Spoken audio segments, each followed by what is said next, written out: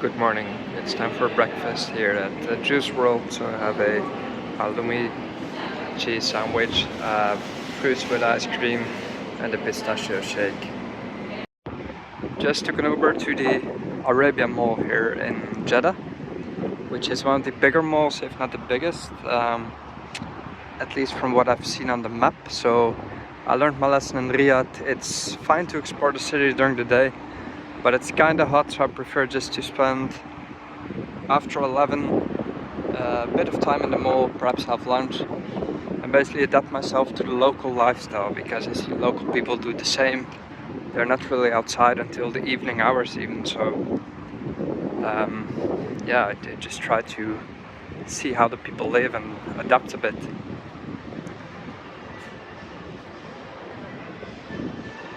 Now here's the mall, and if you have some bucks to spend, you can have a fabulous time here, of course. The sky is the limit. You cannot have champagne, that's not on the menu, but anything else pretty much goes. Look at the coffee places.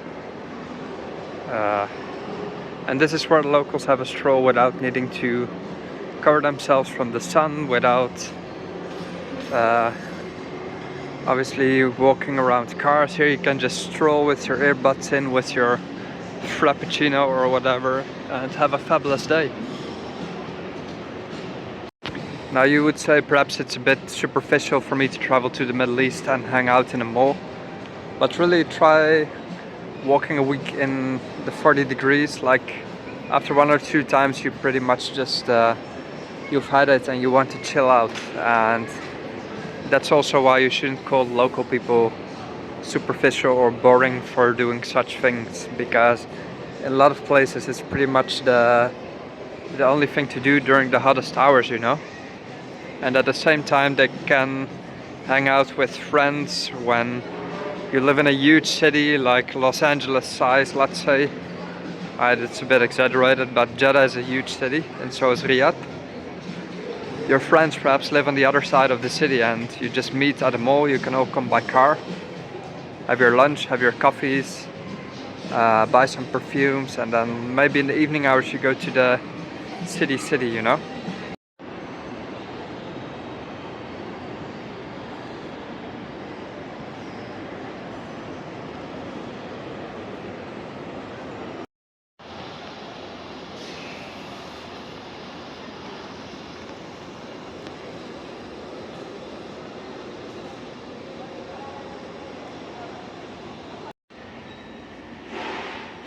We're at Mikkel Coffee in the Mall of Arabia. Time for a nice cappuccino. Later I'll move on to the Red Sea Mall and then to the actual sea if it is less hot outside. Right.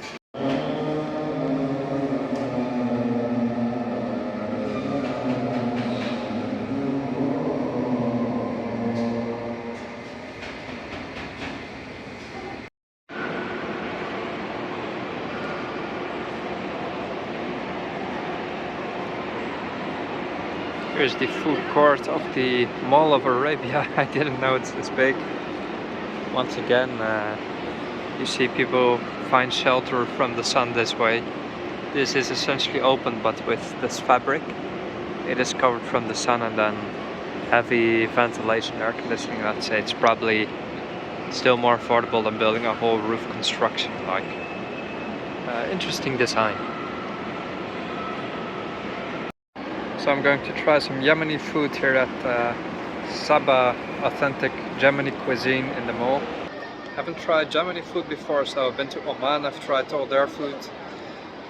I've been to, I've tried Eritrean food, Ethiopian. I basically like to eat from around the whole world, and if I get a chance I'll try something new. So let's check out Yemeni. It's a bit more potato and rice based from what I've seen, and beef. I don't know why exactly, but a bit of a heavier cuisine perhaps than the standard Arabic.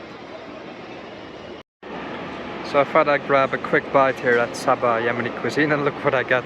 It's basically a 4-course meal. So I have soup, I have beef with potatoes and rice, I have this bread, and then I have tea. So it's just incredible. Wow. Yemeni cuisine, let's try this out. Now that's easily one of the tastiest meals I'm having.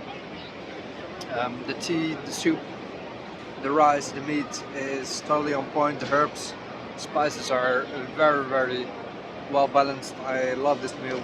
It's a bit of a mix between the Indian herbs, let's say, and Pakistani sort of meat. So a sort of heavier cuisine, but the flavor is just amazing. So I'm very, very surprised. I didn't expect to eat like this in a mall, but good choice, good choice.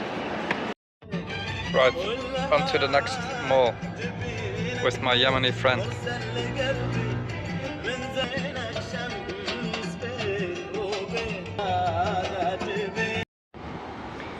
So indeed it was a good choice to spend some time in the mall because it's 3:15 and still incredibly hot outside.